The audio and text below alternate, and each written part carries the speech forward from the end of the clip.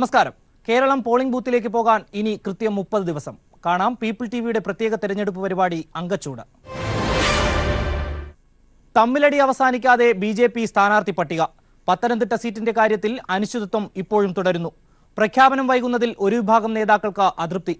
മുരളീധര പക്ഷം കേന്ദ്ര നേതൃത്വത്തെ അതൃപ്തി അറിയിച്ചു. സ്ഥാനാർത്ഥി പ്രഖ്യാപനം വൈകുന്നത് മണ്ഡലത്തിൽ ബി.ജെ.പിക്ക് തിരിച്ചടിയാകുമെന്നാണ് മുരളീധര വിഭാഗത്തിന്റെ പരാതി. പ്രധാന നേതാക്കളെ ഒഴിവാക്കി ദുർബലരെ മത്സരിപ്പിക്കുന്നതിലും ബി.ജെ.പിയിൽ അമർഷമുണ്ട്. തിരുവനന്തപുരത്ത് നിന്ന് ജീവൻകുമാർ തയ്യാറാക്കിയ റിപ്പോർട്ടിലേക്ക്. പത്തനംതിട്ട സീറ്റ് എന്തിനൊഴിച്ചിട്ടു എന്ന ആശയക്കുഴപ്പത്തിനും അണികളുടെ ചോദ്യത്തിനും തൃപ്തികരമായൊരു വിശദീകരണം നൽകാൻ ബി.ജെ.പിയുടെ സംസ്ഥാന നേതൃനിരയ്ക്കപ്പെട്ട ആർക്കും കഴിയുന്നില്ല എന്നതാണ് വസ്തുത. ഇന്ന് രാവിലെ മാധ്യമങ്ങളെ കണ്ട കുമ്മനം രാജശേഖരനും ബി.ജെ.പിയുടെ സംസ്ഥാന ജനറൽ സെക്രട്ടറിയായ എം.ടി. രമേശിനും മാധ്യമങ്ങൾ ചോദിച്ച ഈ ചോദ്യത്തിന് തൃപ്തികരമായ ഒരു വിശദീകരണം നൽകാനും കഴിഞ്ഞില്ല. എല്ലാം ഒരുമിച്ച് പ്രഖ്യാപിക്കുന്ന ആണ് എല്ലാവരും ആഗ്രഹിച്ചത്. പ്രധാന ഘടകം സമർപ്പിച്ചിട്ടുള്ള പേരുകൾ മാറേണ്ടതിനെ കുറിച്ച് ഒന്നും തന്നെ കേന്ദ്ര തെരഞ്ഞെടുപ്പ് കമ്മിറ്റി കേരള ഘടകത്തോട് പറഞ്ഞിട്ടില്ല. സീറ്റ് ഒഴിച്ചിട്ടതിൽ 3 സാധ്യതകളാണ് ബി.ജെ.പി. പങ്കുവെക്കുന്നത്. ഒന്ന്, ബി.ജെ.പിയുടെ സംസ്ഥാന അധ്യക്ഷനായ പി.എസ്. ശ്രീധരൻപിള്ളയും അതോടൊപ്പം ബി.ജെ.പിയുടെ സംസ്ഥാന ജനറൽ സെക്രട്ടറിയായ കെ. സുരേന്ദ്രനും പത്തനംതിട്ട സീറ്റിനായി രണ്ടുപേരും അവകാശവാദം ഉന്നയിച്ചിട്ടുണ്ട്. ഈ പശ്ചാത്തലത്തിൽ അവിടുത്തെ പ്രബല സമുദായമായ NSSന്റെ മനസ്സറിയേണ്ടതുണ്ട്. അതിനായി തങ്ങൾ വെയിറ്റ് ചെയ്യുന്നു എന്നതാണ് ഒരു മറുപടി. രണ്ടാമത്തൊരു മറുപടി, തൃശ്ശൂർ സീറ്റ് നിലവിൽ നൽകിയിരിക്കുന്നത് BDJS-നാണ്. ആ സീറ്റ് അവർക്ക് BDJS-ന് നൽകുമ്പോൾ തന്നെ അവിടെ തുഷാർ വെള്ളാപ്പള്ളി മത്സരിക്കണം എന്നൊരു അഭിപ്രായമാണ് നിലവിൽ BDJS നേതൃത്വത്തോട് ബി.ജെ.പി. പറഞ്ഞിരിക്കുന്നത്. എന്നാൽ ഏതെങ്കിലും സാഹചര്യത്തിൽ തുഷാർ വെള്ളാപ്പള്ളി അല്ല മത്സരിക്കുന്നതെങ്കിൽ ആ സീറ്റ് ഏകപക്ഷീയമായി ബി.ജെ.പി. തിരികെ എടുക്കാനുള്ള ഒരു ആലോചന ബി.ജെ.പിക്കുള്ളിലുണ്ട്. അങ്ങനെയെങ്കിൽ പത്തനംതിട്ട സീറ്റിനായി നിലവിൽ ക്ലെയിം ഉന്നയിച്ചിരിക്കുന്ന കെ. സുരേന്ദ്രൻ തൃശ്ശൂരിലേക്ക് മാറും എന്നതാണ് രണ്ടാമത്തൊരു സാധ്യത. മൂന്നാമത്തൊരു സാധ്യത, ഒരു പ്രബല കോൺഗ്രസ് നേതാവിനെ ഒരു പൊതു സ്വതന്ത്ര സ്ഥാനാർത്ഥിയായി പത്തനംതിട്ടയിൽ നിന്നും മത്സരിപ്പിക്കുന്നതിനായി ഒരു ആലോചന നടക്കുന്നുണ്ട്. ആ നേതാവുമായുള്ള ആശയവിനിമയത്തിനായി തങ്ങൾ വെയിറ്റ് ചെയ്യുകയാണ് എന്നതാണ് ബി.ജെ.പിയിലെ നേതൃത്വത്തിൽപ്പെട്ട ചിലർ നമുക്ക് നൽകുന്ന വിശദീകരണം. അങ്ങനെയെങ്കിൽ ബി.ജെ.പി. നിലവിൽ അവിടെ സ്ഥാനാർത്ഥിയെ പ്രഖ്യാപിക്കാത്ത സാഹചര്യത്തിൽ മുൻ കോൺഗ്രസ്സുകാരനായ നേതാവ് അവിടെ സ്വതന്ത്രനായി മത്സരിക്കുമ്പോൾ ആ സ്വതന്ത്ര സ്ഥാനാർത്ഥിക്ക് പിന്തുണ കൊടുക്കുക. ഇങ്ങനെ 3 സാധ്യതകളാണ് നിലവിൽ ബി.ജെ.പിയുടെ മുൻപിലുള്ളത്. എന്തായാലും സ്ഥാനാർത്ഥി നിർണയം ഇങ്ങനെ അനന്തമായി നീണ്ടുപോകുന്നത് സ്വാഭാവികമായും കേരളത്തിലെ മറ്റു മണ്ഡലങ്ങളിലുള്ള ബി.ജെ.പി. പ്രവർത്തകർ കൂടി നിരാശയുണ്ടാക്കുന്ന കാര്യമാണ് എന്ന് വ്യക്തമാണ്. ഈ കാര്യം ചൂണ്ടിക്കാണിച്ചുകൊണ്ട് ബി.ജെ.പിയുടെ മുതിർന്ന നേതാവായ മുൻ സംസ്ഥാന അധ്യക്ഷൻ വി. മുരളീധരൻ കേന്ദ്ര നേതൃത്വത്തിന് പരാതി നൽകുകയും ചെയ്തു. എന്തായാലും ഇപ്പോഴും അണികൾക്ക് അടക്കമുള്ളവർക്ക് എപ്പോൾ ഈ പ്രശ്നം പരിഹരിക്കാൻ കഴിയും എന്നതിനെ സംബന്ധിച്ച് കൃത്യമായ ഒരു വിശദീകരണം നൽകാൻ നേതൃത്വത്തിനോ ബി.ജെ.പി. പ്രവർത്തകർക്കോ കഴിയുന്നില്ല എന്നതാണ് വസ്തുത. 2 ദിവസത്തിനകം ഈ കാര്യത്തിൽ തീരുമാനമുണ്ടാകും എന്നതാണ് ബി.ജെ.പി. നേതൃത്വം നമ്മളോട് അനൌദ്യോഗികമായി പറയുന്നത്. കൊല്ലം ലോക്സഭാ മണ്ഡലത്തിലെ LDF സ്ഥാനാർത്ഥി KN ബാലഗോപാലിന്റെ പ്രചരണം ഇന്ന് തോട്ടം മേഖലയിലായിരുന്നു. RPL എസ്റ്റേറ്റിലെത്തിയ ബാലഗോപാലിന് ശ്രീലങ്കൻ തമിഴ് വംശജർ ഹൃദ്യമായ വരവേൽപ്പാണ് നൽകിയത്. അതേസമയം UDF സ്ഥാനാർത്ഥി NK പ്രേമചന്ദ്രന്റെ പ്രചരണം കൊല്ലം നിയമസഭാ മണ്ഡലത്തിലായിരുന്നു. കൊല്ലത്ത് നിന്ന് രാജ്കുമാർ തയ്യാറാക്കിയ റിപ്പോർട്ടിലേക്ക്.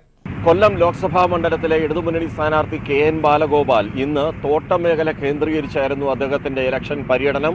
തോട്ടം മേഖലയിലെ തമിഴ് വംശജർ, അതുപോലെ RPL എസ്റ്റേറ്റിലെ ശ്രീലങ്കൻ തമിഴ് വംശജർ ഉൾപ്പെടെയുള്ളവരെ അദ്ദേഹം കണ്ടു. ആ മേഖലയിൽ നിന്നുള്ള തൊഴിലാളികളുടെ പിന്തുണ അദ്ദേഹം തേടി. പല സ്ഥലങ്ങളിലും അദ്ദേഹത്തിനെ ആരതി കാട്ടിയാണ് അദ്ദേഹത്തിനെ സ്വീകരിക്കുകയും അവരുടെ പിന്തുണ അറിയിക്കുകയും ചെയ്തത്. തിരികെ അവിടെ തികഞ്ഞ പ്രായമുള്ള ആൾക്കാരെ, മുത്തശ്ശിമാരെ അദ്ദേഹം ആദരിക്കുകയും ചെയ്തു. ആ നിലയിലുള്ള കടുത്ത ചൂടിനെ അവഗണിച്ചുകൊണ്ട് ആ സ്ഥാനാർത്ഥി മുന്നേറിയപ്പോൾ അതേ ആവേശത്തോടുകൂടി തന്നെ അവിടെയുള്ള വോട്ടർമാരും ഈ RPL ഉൾപ്പെടെയുള്ള തോട്ടം തൊഴിലാളികൾ മുഴുവനും അദ്ദേഹത്തെ ആദരവുപൂർവ്വം സ്വീകരിക്കുകയും തങ്ങളുടെ പിന്തുണ അറിയിക്കുകയും ചെയ്തു. അതേസമയം UDF സ്ഥാനാർത്ഥി NK പ്രേമചന്ദ്രൻ കൊല്ലം ലോക്സഭാ മണ്ഡലത്തിലെ കൊല്ലം നിയമസഭാ മണ്ഡലത്തിലാണ് അദ്ദേഹം വോട്ട് തേടിയത്. BJP സ്ഥാനാർത്ഥി ഇന്ന് കൊല്ലത്തെത്തിയിരുന്നു. അദ്ദേഹം പറഞ്ഞത് തന്നെ ഒരു ഈ പ്രേമേന്ദ്രനെ സഹായിക്കാൻ കൊണ്ടുവന്ന ഒരു സ്ഥാനാർത്ഥിയായി പറയുന്നുണ്ട്. തന്നെ ആർക്കും അറിയില്ല എന്ന് പറയുന്നുണ്ട്. താൻ മുമ്പ് മത്സരിച്ചിരുന്ന ആളാണ് എന്ന് പറഞ്ഞുകൊണ്ടാണ് BJP സ്ഥാനാർത്ഥി സാബു അതിനെ നേരിട്ടത്. എന്തായാലും ഇപ്പോൾ ഇനി വരും ദിവസങ്ങളിൽ ഈ മൂന്ന് മുന്നണികളും കൃത്യമായി ഒരു പ്രചരണവുമായി ഇനി മുന്നോട്ട് പോകും. BJPയുടെ ഒരു വരവ് മാത്രമാണ് ബാക്കി ഉണ്ടായിരുന്നത്. ഇടതുമുന്നണിയും വലതുമുന്നണിയും വളരെ നല്ല നിലയിലുള്ള ഒരു പോരാട്ട വീര്യമാണ് ഇപ്പോൾ കാഴ്ചവെച്ചുകൊണ്ടിരിക്കുന്നത്. ഇഞ്ചോടിഞ്ച് പോരാട്ടം എന്ന് നമുക്ക് ഇതിനെ വിശേഷിപ്പിക്കാം. തെരഞ്ഞെടുപ്പ് പ്രചരണ രംഗത്ത് വലിയ മേൽക്കൈ നേടാൻ LDFന് കഴിഞ്ഞിട്ടുണ്ട് എന്ന വിലയിരുത്തലാണ് ഇടതുമുന്നണി നേതൃത്വം. ഈ മേൽക്കൈ വഴി ഭൂരിപക്ഷം സീറ്റുകളിലും ഇക്കുറി വിജയം കൈവരിക്കാനാകുമെന്നും ഇടതുമുന്നണി നേതൃത്വം കണക്കുകൂട്ടുന്നു. ഈ ആത്മവിശ്വാസം പ്രതിഫലിപ്പിക്കുന്നതായിരുന്നു കോടിയേരി ബാലകൃഷ്ണൻ ഇന്ന് ആലപ്പുഴയിൽ നടത്തിയ വാർത്താ സമ്മേളനം. ആലപ്പുഴയിൽ നിന്നും ഷാജഹാൻ തയ്യാറാക്കിയ റിപ്പോർട്ടിലേക്ക്. ഇത്തവണ കേരളത്തിൽ ശക്തമായൊരു മത്സരമാണ് 20 മണ്ഡലത്തിൽ നടക്കുന്നതെന്നാണ് കോടിയേരി ബാലകൃഷ്ണൻ പറഞ്ഞത്. പ്രത്യേകിച്ച് മലപ്പുറം ജില്ലയിൽ തീമാറുന്ന മത്സരമാണ് നടക്കുന്നത്. ഇത്തവണ ഭൂരിപക്ഷം സീറ്റുകളിലും ഇടതുപക്ഷം വിജയിക്കുമെന്നും കോടിയേരി ബാലകൃഷ്ണൻ പറയുകയുണ്ടായി. കോൺഗ്രസ് ശബരിമല വിഷയവുമായി ബന്ധപ്പെട്ട് സ്വീകരിച്ച മൃദു ഹിന്ദുത്വ സമീപനമാണ് കൂടുതൽ ആളുകളെ BJPയിലേക്ക് എത്തിക്കുന്നതിന് സഹായകരമായതെന്നും കോടിയേരി പറയുകയുണ്ടായി.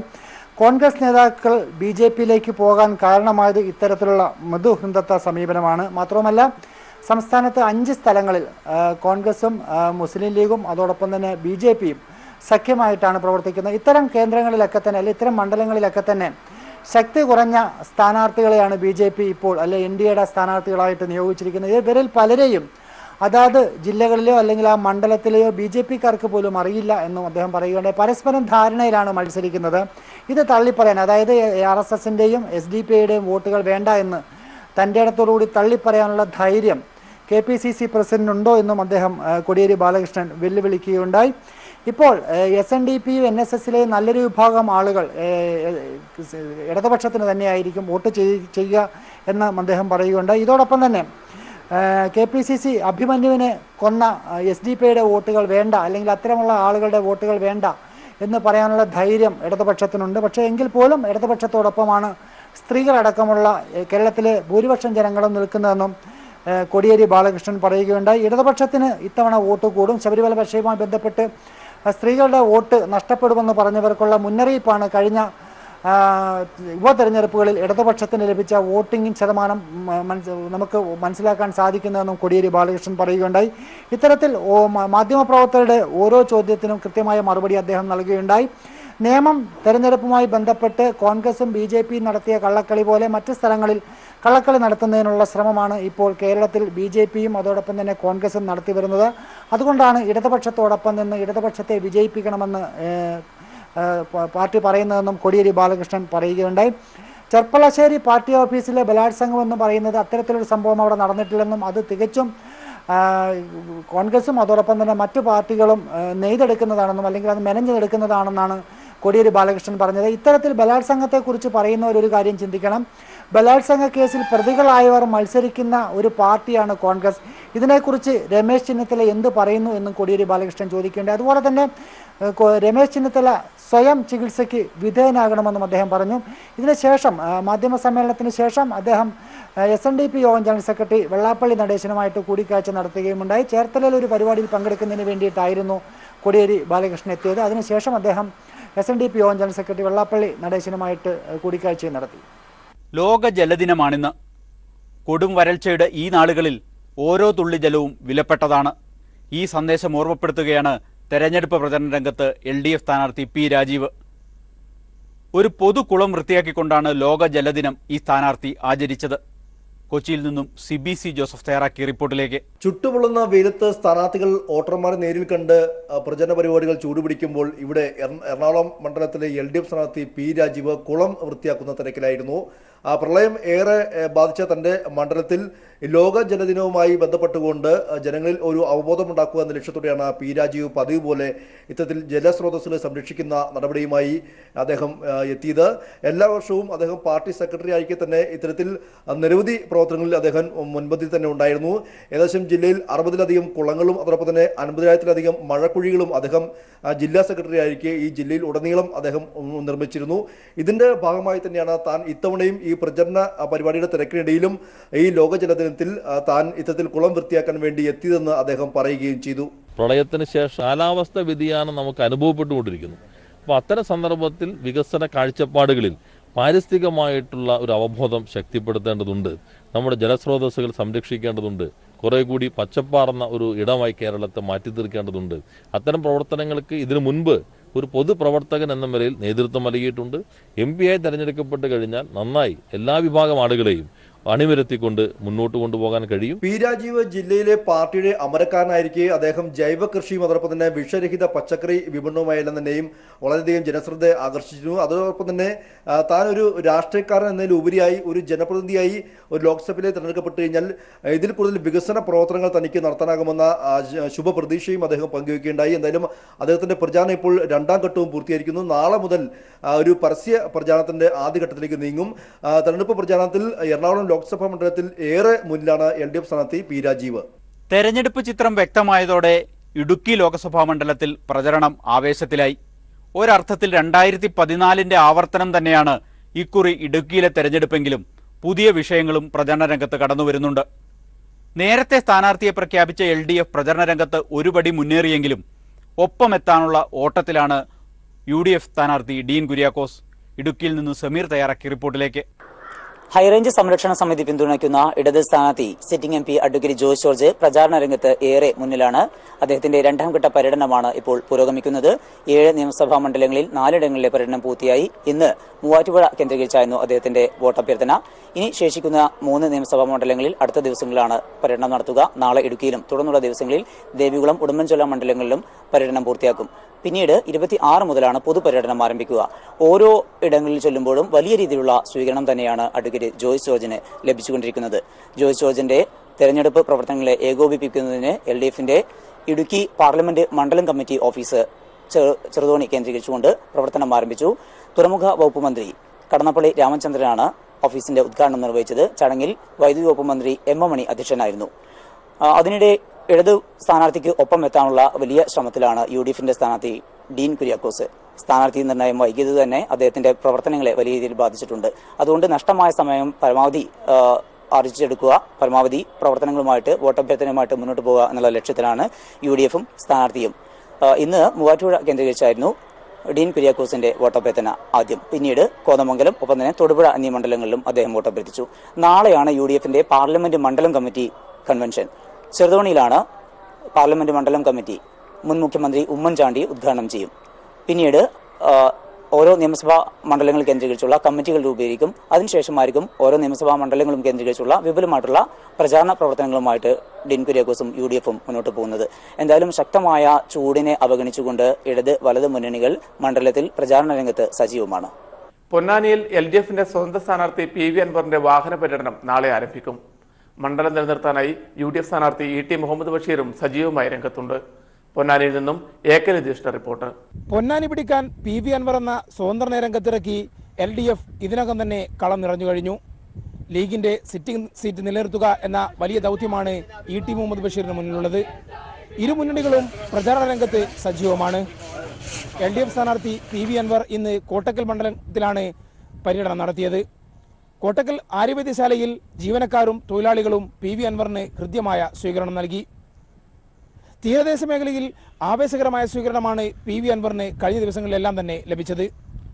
തീരദേശ മേഖലയിലെ പ്രത്യേകിച്ച് മത്സ്യത്തൊഴിലാളികളുടെ പ്രശ്നങ്ങൾ ഇവിടെ LDF സജീവമായ തെരഞ്ഞെടുപ്പ് ചർച്ച ആക്കുന്നുമുണ്ട്. കേന്ദ്രത്തിൻ്റെ കുറേ പദ്ധതികളുണ്ട് കോൾഡ് സ്റ്റോറേജുകൾക്ക്. ഒരു കോൾഡ് സ്റ്റോറേജ് പോലും ഈ പ്രദേശത്ത് എവിടെയും, ഈ കോസ്റ്റൽ ഏരിയയിൽ എവിടെയും പണിയാനുള്ളൊരു പ്രപ്പോസലോ പ്രൊജക്റ്റോ കൊടുക്കാൻ അദ്ദേഹം തയ്യാറായിട്ടില്ല. മത്സ്യത്തൊഴിലാളികൾ പിടിച്ചു കൊണ്ടുവരുന്ന മത്സ്യത്തിന് ന്യായമായൊരു വില പോലും, അവരെ കൂലി പോലും ഒക്കില്ല. കരയിലെത്തുമ്പോഴേ അത് വിറ്റൊഴിവാക്കിയില്ലെങ്കിൽ ഇത് നശിച്ചു പോകും. സൂക്ഷിക്കാനുള്ള ഒരു സംവിധാനം ഒരുക്കി കൊടുക്കേണ്ട ഒരു ബാധ്യതയുണ്ട്. ആ ലക്ഷക്കണക്കിന് കുടുംബങ്ങളുടെ പട്ടിണിക്ക് ഉത്തരം പറയേണ്ടി വരും ഈ തെരഞ്ഞെടുപ്പിൽ അദ്ദേഹം എന്ന കാര്യത്തിന് ഒരു തർക്കമില്ല. UDF സ്ഥാനാർത്ഥി ET മുഹമ്മദ് ബഷീറിന് ഇന്ന് മണ്ഡല പര്യടനം ഉണ്ടായിരുന്നില്ല. വിവിധ അസംബ്ലി മണ്ഡലം കൺവെൻഷനുകളിലാണ് ET പങ്കെടുത്തത്. താഴെത്തട്ടിൽ ശക്തമായ പ്രചരണ പ്രവർത്തനങ്ങളാണ് UDF നടത്തുന്നതെന്ന് ET മുഹമ്മദ് ബഷീറും പറഞ്ഞു. എൻ്റെ ആദ്യത്തെ ഇലക്ഷനേക്കാൾ വലിയ ആവേശം കാണുന്നുണ്ട്. താഴെത്തട്ടിൽ തന്നെ പ്രവർത്തകർ ഇത്രയും ഊർജ്ജസ്വലതയോട് വന്ന സമയം ഇതിനു മുമ്പ് ഉണ്ടായിട്ടില്ല. വളരെ ഹാപ്പിയാണ്. നല്ല ഭൂരിപക്ഷം. സ്ഥാനാർത്ഥി പ്രഖ്യാപനത്തോടെ NDA സ്ഥാനാർത്ഥി VT രമയും പ്രചാരണ രംഗത്ത് സജീവമായി കഴിഞ്ഞു. ആരോപണ പ്രത്യാരോപണങ്ങളുമായി ഇരു മുന്നണികളും നേർക്കുനേർ കൊമ്പുകോർക്കുമ്പോൾ പൊന്നാനിയിൽ പ്രവചനം അസാധ്യമാവുകയാണ്. ഒപ്പം മണ്ഡലത്തിലെ മുസ്ലിം വോട്ടുകൾ ലക്ഷ്യമിട്ട് SDPIയും PDPIയും പ്രചാരണ രംഗത്ത് സജീവമാകാനുള്ള തയ്യാറെടുപ്പിലാണ്. UDFന്റെയും NDAയുടെയും സ്ഥാനാർത്ഥികൾ കൂടി രംഗത്തെത്തിയതോടെ മലബാറിലെ തെരഞ്ഞെടുപ്പ് പ്രചാരണ രംഗവും കൊഴുക്കുകയാണ്. കണ്ണൂരിൽ LDF സ്ഥാനാർത്ഥി PK ശ്രീമതി ടീച്ചർ ആദ്യഘട്ട പര്യടനം പൂർത്തിയാക്കി. നാളെ പൊതുപര്യടനം ആരംഭിക്കും. മികച്ച സ്വീകരണമാണ് ആദ്യഘട്ടത്തിൽ PK ശ്രീമതി ടീച്ചർക്ക് ലഭിച്ചത്. കണ്ണൂരിൽ നിന്നും M സന്തോഷിന്റെ റിപ്പോർട്ടിലേക്ക്. PK ശ്രീമതി ടീച്ചറുടെ ആദ്യഘട്ട പ്രചരണം പൂർത്തിയായി കഴിഞ്ഞു. ആദ്യഘട്ടത്തിൽ ഓരോ നിയോജക മണ്ഡലം അടിസ്ഥാനത്തിൽ സ്ഥാപനങ്ങളെയും അതോടൊപ്പം തന്നെ പ്രധാനപ്പെട്ട വ്യക്തികളെയും സന്ദർശിച്ചുകൊണ്ടായിരുന്നു പര്യടനം നടത്തിയിരുന്നത്. വിദ്യാഭ്യാസ സ്ഥാപനങ്ങളും അതോടൊപ്പം തന്നെ തൊഴിൽ സ്ഥാപനങ്ങളിലുമെല്ലാം തന്നെയും സന്ദർശനം നടത്തുകയും ഇവിടെയുള്ള വോട്ടർമാരെ കണ്ട് നേരിട്ട് വോട്ട് അഭ്യർത്ഥിക്കുകയും ചെയ്തു. ഈ സ്ഥലങ്ങളിലെല്ലാം തന്നെയും വലിയ സ്വീകരണം, മികച്ച സ്വീകാര്യതയാണ് PK ശ്രീമതി ടീച്ചർക്ക് ലഭിച്ചത്. പ്രത്യേകിച്ചും കഴിഞ്ഞ 5 വർഷത്തിനിടയിൽ PK ശ്രീമതി ടീച്ചർ കണ്ണൂർ മണ്ഡലത്തിൽ നടപ്പാക്കിയ വികസന പ്രവർത്തനങ്ങൾ ജനങ്ങൾ അംഗീകരിച്ചിരിക്കുന്നു എന്നുള്ളതിന്റെ തെളിവായിരുന്നു ഈ പ്രദേശങ്ങളിൽ ആദ്യഘട്ട പ്രചരണത്തിന് ലഭിച്ചിട്ടുള്ള വലിയ സ്വീകരണം. കണ്ണൂർ ജില്ലയുടെ മലയോര മേഖലയിലും തീരദേശ മേഖലയിലും എല്ലാം തന്നെയും ആദ്യഘട്ട പ്രചരണത്തിന്റെ ഭാഗമായിട്ടുള്ള പ്രചരണം വ്യക്തികളെയും അതോടൊപ്പം തന്നെ സ്ഥാപനങ്ങളും സന്ദർശിക്കുന്ന പ്രചരണം പൂർത്തിയായി കഴിഞ്ഞു. ഇനി ഏതായാലും നാളെ മുതൽ ശ്രീമതി ടീച്ചറുടെ പ്രചരണം 2ാം ഘട്ടത്തിലേക്ക് കടക്കുകയാണ്. മണ്ഡലത്തിലെ പൊതുപര്യടനമാണ് നാളെ മുതൽ ആരംഭിക്കുന്നത്. നിയോജക മണ്ഡലം അടിസ്ഥാനത്തിൽ തന്നെ ഈ നിയോജക മണ്ഡലം അടിസ്ഥാനത്തിൽ സ്വീകരണ കേന്ദ്രങ്ങളിൽ ശ്രീമതി ടീച്ചർക്ക് സ്വീകരണ കേന്ദ്രങ്ങളിൽ സംസാരിക്കുകയും അതോടൊപ്പം തന്നെ വോട്ടർമാരെ നേരിട്ട് കാണുകയുമാണ് ചെയ്യുന്നത്. ഏതായാലും നേരത്തെ തന്നെ സ്ഥാനാർത്ഥികളെ പ്രഖ്യാപിച്ച് LDF സ്ഥാനാർത്ഥികൾ പ്രചരണത്തിൽ മുന്നിലെത്തി വളരെ മുന്നിലെത്തി കഴിഞ്ഞു. കേരളത്തിൽ എല്ലാ സ്ഥലത്തും ഈ ഒരു സാഹചര്യം നിലനിൽക്കുമ്പോൾ കണ്ണൂർ മണ്ഡലത്തിലും അതുതന്നെയാണ് സ്ഥിതി. ആവേശകരമായ സ്വീകരണമാണ് PK ശ്രീമതി ടീച്ചർക്ക് ആദ്യഘട്ട പ്രചരണത്തിൽ ലഭിച്ചത്. എല്ലാവരും വളരെയധികം സന്തോഷത്തോടെ ഇടതുപക്ഷ ജനാധിപത്യ മുന്നണി ജയിക്കണം, അത് ഈ നാടിൻ്റെ ആവശ്യമാണെന്ന് വ്യക്തമാക്കുന്ന വിധത്തിലുള്ള പ്രതികരണങ്ങളാണ് എല്ലാ ഭാഗത്തും ഉണ്ടായിട്ടുള്ളത്. അത് കർഷകരുണ്ട്, കച്ചവടക്കാരുണ്ട്, തൊഴിലാളികളുണ്ട്, കുട്ടികളുണ്ട്, ചെറുപ്പക്കാരുണ്ട്, സ്ത്രീകളുണ്ട്. ഒരുപക്ഷെ ഇത്രയധികം ആവേശത്തോടു കൂടി ഇതിനു മുൻപ് ഒരിക്കലും ഒരു സ്ഥാനാർത്ഥി എന്നുള്ള നിലയിൽ എന്നെയും എന്നോടൊപ്പമുള്ള ഞങ്ങളുടെ നേതാക്കളെയും പ്രവർത്തകരെയും സ്വീകരിച്ചതായിട്ട് ഞാൻ ഒരു തെരഞ്ഞെടുപ്പിലും കണ്ടിട്ടില്ല. 2ാം ഘട്ട പ്രചരണത്തിൽ നിയോജക മണ്ഡലം അടിസ്ഥാനത്തിൽ തന്നെ ഓരോ പ്രദേശങ്ങളെയും കേന്ദ്രീകരിച്ചുകൊണ്ട് ശ്രീമതി ടീച്ചർക്ക് സ്വീകരണം ഒരുക്കിയിട്ടുണ്ട്. ഇവിടെയും വോട്ടർമാരെ നേരിട്ട് കണ്ട് വോട്ട് അഭ്യർത്ഥിക്കുകയും അതോടൊപ്പം തന്നെ ഈ കഴിഞ്ഞ 5 വർഷത്തിനിടയിൽ നടപ്പാക്കിയിട്ടുള്ള വികസന കാര്യങ്ങൾ വോട്ടർമാർക്കിടയിൽ വിശദീകരിക്കുകയും ചെയ്യും. ഏതായാലും കഴിഞ്ഞ 1ാം ഘട്ട പ്രചരണത്തിൽ ലഭിച്ച വലിയ ആവേശകരമായിട്ടുള്ള സ്വീകരണം അതോടൊപ്പം തന്നെ പ്രചരണ പരിപാടികളിലെ ജനപങ്കാളിത്തം 2ാം ഘട്ടത്തിലും ഉണ്ടാകും എന്ന് തന്നെയാണ് പ്രതീക്ഷിക്കുന്നത്. ഏതായാലും കഴിഞ്ഞ 5 വർഷം നടത്തിയിട്ടുള്ള കണ്ണൂർ ലോക്സഭാ മണ്ഡലത്തിലെ വികസന പ്രവർത്തനങ്ങൾക്ക് ഈ മണ്ഡലത്തിലെ വോട്ടർമാർ അംഗീകരിച്ചിരിക്കുന്നു. വീണ്ടും ശ്രീമതി ടീച്ചർ പാർലമെന്റിൽ എത്തണം എന്നുള്ള ഒരു ആഗ്രഹം വോട്ടർമാർക്കുണ്ട് എന്നുള്ള തരത്തിലുള്ള ആ ഒരു വികാരം പ്രതിഫലിക്കുന്ന തലത്തിലുള്ള പ്രചരണമായിരുന്നു ആദ്യഘട്ടത്തിൽ PK ശ്രീമതി ടീച്ചറുടെ പ്രചരണ യോഗങ്ങളിൽ ഉണ്ടായിട്ടുള്ള ജനപങ്കാളിത്തം. വിവാദങ്ങൾക്കൊടുവിൽ UDF സ്ഥാനാർത്ഥി രംഗത്തെത്തിയതോടെ വയനാട്ടിലെ തെരഞ്ഞെടുപ്പ് പ്രചാരണം സജീവമായി. LDF സ്ഥാനാർത്ഥി PP സുനീർ പ്രചാരണ രംഗത്ത് ഏറെ മുന്നിട്ട് നിൽക്കുമ്പോൾ UDF സ്ഥാനാർത്ഥി T സിദ്ദിഖ് ഇന്ന് പ്രചാരണം ആരംഭിച്ചു. വയനാട്ടിൽ നിന്നും അനൂപ് കെയർ തയ്യാറാക്കിയ റിപ്പോർട്ടിലേക്ക്. ലോക്സഭാ തെരഞ്ഞെടുപ്പിന്റെ പ്രചാരണ ചൂടിലേക്ക് നാടും നഗരവും കടക്കുമ്പോൾ ആദ്യഘട്ടത്തിൽ മണ്ഡലത്തിൽ LDF കളം നിറയുകയാണ്. തെരഞ്ഞെടുപ്പ് പ്രഖ്യാപനത്തിന് മുൻപ് തന്നെ സ്ഥാനാർത്ഥി നിർണയം നടത്തി മേൽക്കൈ നേടിയ LDF പ്രഖ്യാപനം നടന്ന് 1.5 ആഴ്ച പിന്നിട്ടപ്പോൾ മണ്ഡലത്തിൽ വ്യക്തമായ മേധാവിത്വം നേടി പ്രചാരണത്തിൽ. LDF സ്ഥാനാർത്ഥി PP സുനീർ മണ്ഡലത്തിലെ എല്ലാ നിയോജക മണ്ഡലങ്ങളിലും ആദ്യഘട്ട സന്ദർശനം പൂർത്തിയാക്കി കഴിഞ്ഞു. ഏറ്റവും പിന്തള്ളപ്പെട്ടു പോയ പ്രദേശങ്ങളെ പോലെയാണ് വയനാട്ടിൽ ഞങ്ങൾ കാണുന്നത് എന്ന് ഒരു വക്താവ് പറയുമ്പോൾ ഏത് കുറ്റിച്ചൂരിൽ നിർത്തിയാലും വയനാട്ടുകാർ അത് അംഗീകരിച്ചുകൊള്ളൂ എന്ന് മറ്റൊരു വക്താവ് പ്രഖ്യാപിക്കുകയാണ്. ഈ ധാർഷ്ട്യവും ഈ ധിക്കാരവും വയനാട്ട് വോട്ടർമാർ എല്ലാ കാലത്തും അങ്ങനെ ഏറ്റെടുക്കേണ്ടതുണ്ടോ? ജനാധിപത്യ ബോധമുള്ള, രാഷ്ട്രീയ പ്രബുദ്ധതയുള്ള, സാക്ഷരതയിൽ മറ്റു എല്ലാ പ്രദേശങ്ങളെ പോലെ തന്നെ ഉയർന്നു നിൽക്കുന്ന സാമൂഹ്യ ബോധമുള്ള വയനാട്ടിലെ വോട്ടർമാർ തീർച്ചയായും ഇത്തരം നിലപാടുകളോട് പ്രതികരിക്കും എന്ന് തന്നെയാണ് ഞാൻ മനസ്സിലാക്കുന്നത്. അതേസമയം സ്ഥാനാർത്ഥി നിർണയം കഴിഞ്ഞിട്ടും UDF ക്യാമ്പിൽ ഇപ്പോഴും മൗനമാണ്. AI ഗ്രൂപ്പുകൾ തമ്മിലുള്ള ഗ്രൂപ്പ് പോര് തുടരുന്നു.